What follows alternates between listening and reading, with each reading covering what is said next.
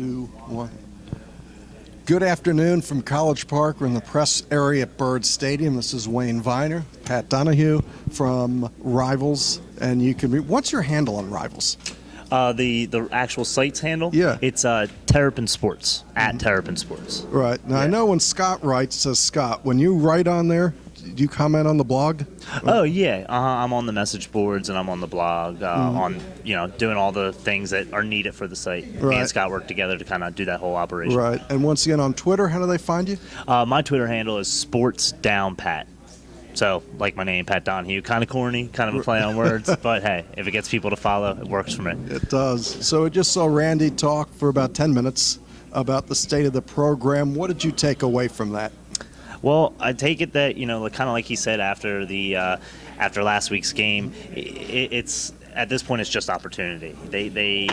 That's all they can really look forward to, an opportunity to right the ship. There's not. It's hard to say, but you can't really go down from here. It's looked about as bad as it can get. Granted, it might look even worse this weekend against the defending national champions. I'm afraid of that.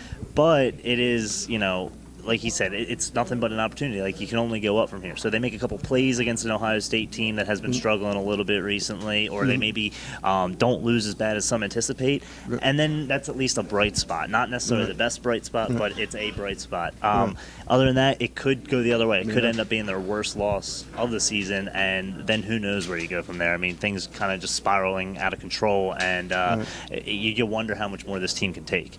Well, we were talking about the season. So after Ohio State, there's a week off. Yeah. And then we got Penn State, which I still think is a big game. It is, and that extra week off might actually really help them a lot because, 2 weeks to prepare for a Penn State team that isn't necessarily the strongest in the conference as well, and definitely a rival now after last year's, no handshake game or whatever you want to call it. They've been a rival for me the whole time I've been and watching. That's true. Honestly, I'm from Pennsylvania myself, and I know that these two schools have never really liked each other. It's kind of a border war in and of its own. So, yes, and as it should be. Yes, absolutely. So, and now they're in the conference together. It probably will be a lot of animosity every year. So, I think that even if they were, even probably, let's say, when they lose to Ohio State, one more week off to prepare for a team that could kind of at least get some people back on board, possibly. It might, but I know Freddie watches this, Freddie from Boca, and he's going to say the record after a bye week with Randy has been bad.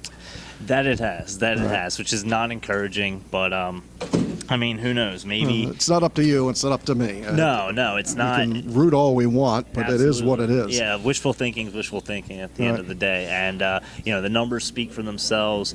He did beat Penn State last year, which was a great win for me. It was a great and I win know in everybody's State going to College. say that Penn State wasn't any good, and they're to not me, very it doesn't good now. Doesn't matter. Yeah. We still beat them, and Absolutely. that's what's important. Absolutely, trust me. When they beat us and we're not good, they're going to let us hear it regardless. So Absolutely.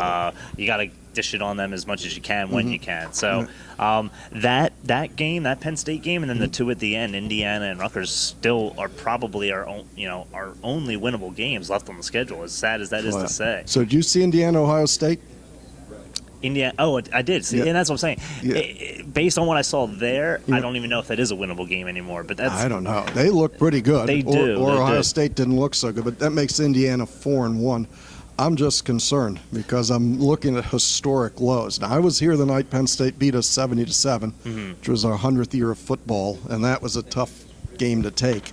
But you start adding up the Bowling Green loss, West Virginia, Michigan. If we end up with another bad loss, you could be looking at something like 140-6 or 140-9 over a couple games. West Virginia, and Michigan, like you said, and Ohio State. historically bad. And I did a write-up. I believe it was after the West Virginia game, and in their two losses up to that point, they had led up over 1,300 yards of total offense, and it was almost closer to 1,400, which is just absurd for two games. And you just. That it doesn't matter who you're playing. It doesn't matter if you're playing an FCS team, an FBS team. It's not gonna do it. So that's not gonna get it done. So the defense needs to stiffen up. If they, depending on how they lose to Ohio State, it could, like you said, be one of the worst stretches this program's ever seen. Well, I guess all we can say is here's hoping that doesn't happen. Absolutely. That's all we got is hope at this point, so why not? Right. So this is Wayne Viener for Pat Donohue and the Red Turtle team based in Baltimore. We're going to leave it at that and see how it goes on Saturday. Yep. Good afternoon. We hit terminus!